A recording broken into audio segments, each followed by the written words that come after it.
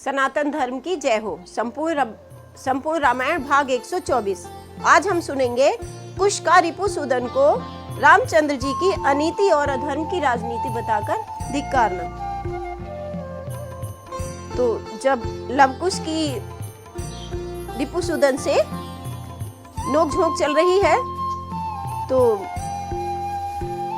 रिपुसूदन क्या कहते हैं अपनी सेना से कि कहा प्रकट में सैन्य से खिला रहे क्यों खेल, समय व्यर्थ जा रहा है अच्छी नहीं झमेल।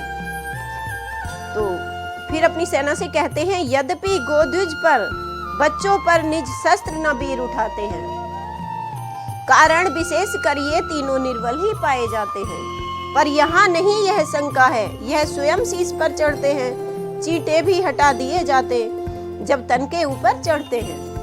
इस कारण निज हृदय का संशय कर दो दूर, मत वाले बालकों का मद कर डालो चूर। और अपनी सेना को उत्साहित करते हैं, मन में अपने शंका न लाओ, राम के काज को भूल न जाओ। बालकों के भय से भाग रहे हो, पीछे न हटो बांध लो, देखना वीरो विजय आन न जाने पाए, राम रघुवंशी का अभिमान न जाने पाए। कल तलक तुमने विजय प्राप्त की हर बस्ती में, आज इस वन में वह सम्मान न जाने पाए। पकड़ो जकड़ो देर न लगाओ आओ, राम के काज को भूल न जाओ आओ। तो जब ये अपनी सेना को इस तरह कहते हैं तो कुश क्या कहते हैं, बोले कुश बोले कायर कभी हुए नहीं बलवान, भगड़ क्या दिखलाएंगे रण में निज सम्मान। जब सेना पीछे की तरफ भाग निकली तो कुश ने उन्हें कह दिया कि ये तो भगड़ हैं, भगड़ क्या दिखलाएंगे रण में निज सम्मान। वक्ता जी बाक चतुरता से युद्ध स्थल जीत न पाओगे, मुंह मांगी वस्तु न पाओगे, बच्चों से मुंह की खाओगे। विजयी सेना का बल विक्रम रणचंडी चट कर डालेगी, उन मट्ठों में कितना घी है ये रई प्रकट कर डालेगी। रई क्या, वो जिससे मट्ठा फेंटा जाता है। उन मट्ठों में कितना घी है यह रही प्रकट कर डालेगी, बाणों की वर्षा के आगे ये कच्चे घर बह जाएंगे, बट वृक्षों जैसे डील डोल पृथ्वी पर पड़े दिखाएंगे।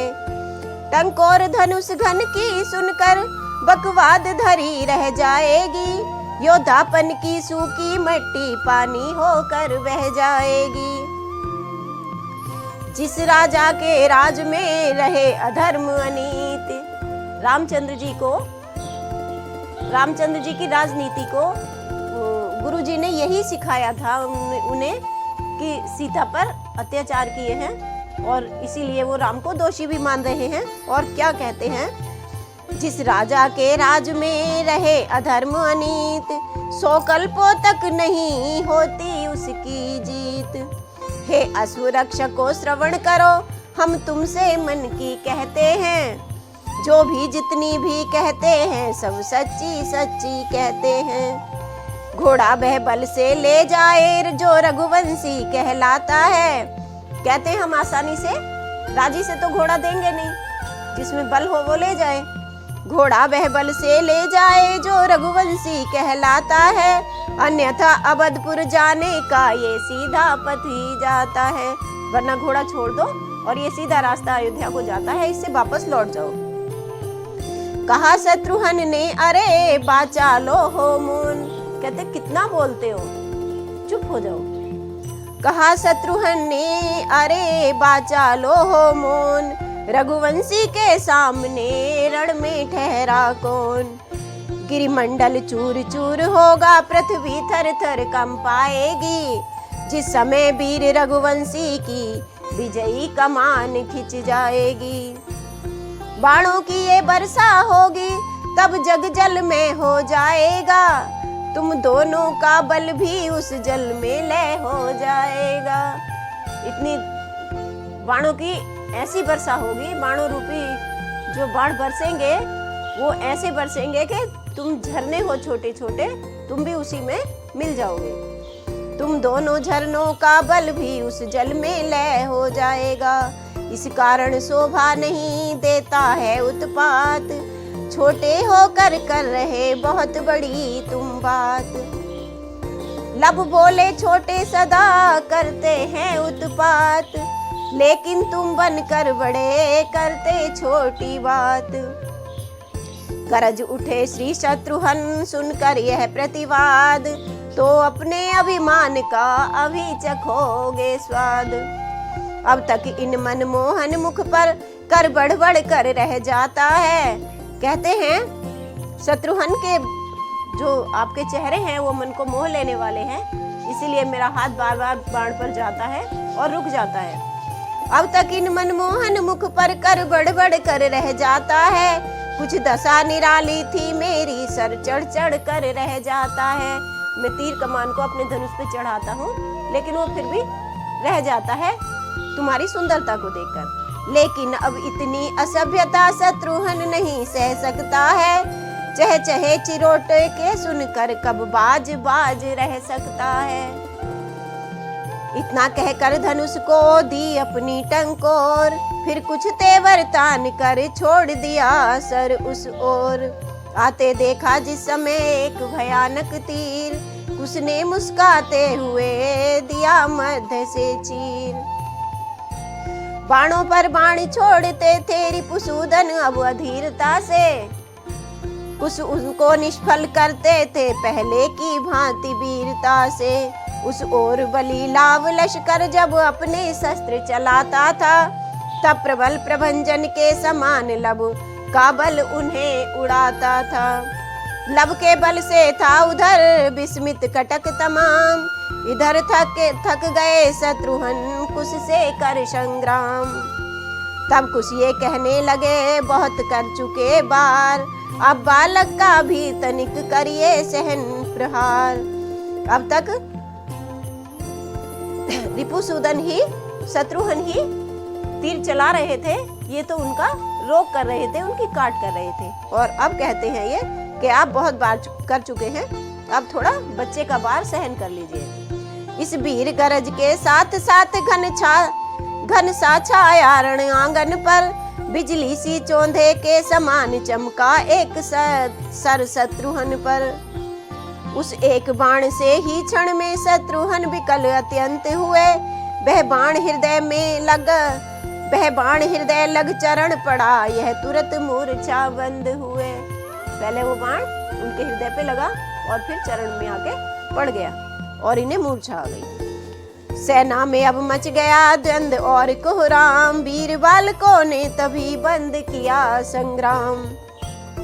कुछ मुख्य सैनिकों ने रथ पर पौढ़ाया श्री रिपुसूदन को, रघुपति की आंखों के आगे पहुंचाया श्री रिपुसूदन को।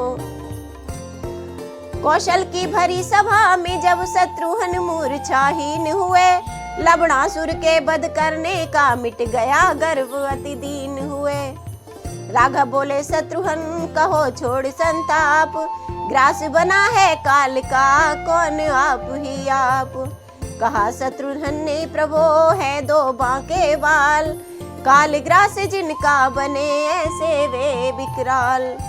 कहने को तो बनवासी है लेकिन रणधीर बला के हैं। अब शत्रुघ्न भी उनकी तारीफ करने पर आ गए हैं।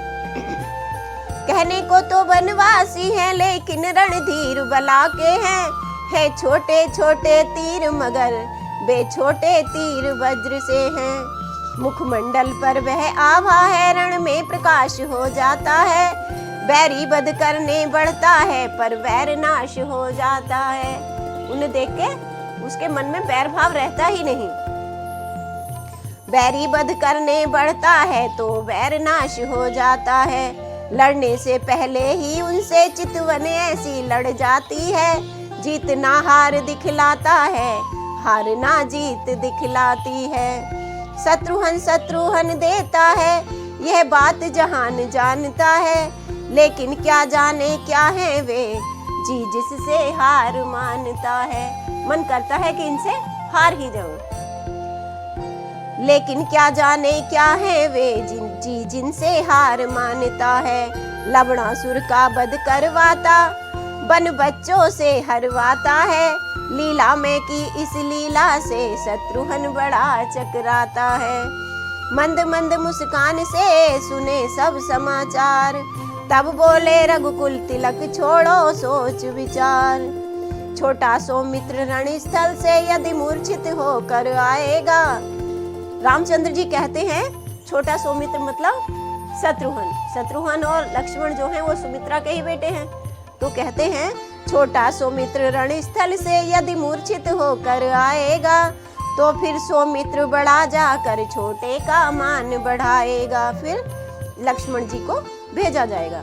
लक्ष्मण लंका में अनगिनती योद्धारण में संघारे हैं, तुमसे बलशाली के आगे ये बच्चे क्या बेचारे हैं।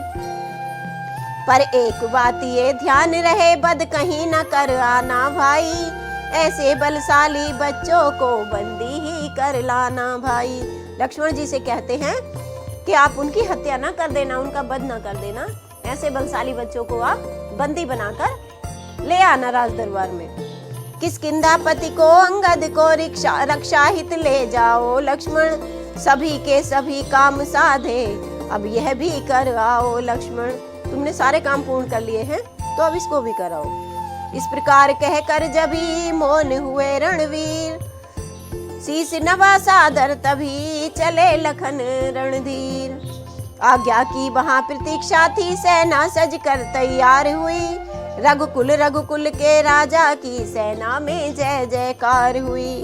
तेजस्वी सेना में लक्ष्मण इस प्रकार शोभा पाते हैं, जैसे पूनों के रजनीपति उद्गन के मध्य सुहाते हैं। चले जब ये सब सुबट प्रबल एक से एक, मग में पग पग मिले अशगुन शगुन अनेक। जब ये रास्ते में चले तो इन्हें अपशगुन भी मिले और साथ साथ इनके शगुन भी हुए, अच्छे शगुन भी मिले। तो क्या क्या मिला इन्हें? जब ब्याल सामने आते थे, मृगमाला भी आ जाती थी, होती थी चीख जभी मुख से, श्यामा भी तरस दिखाती थी।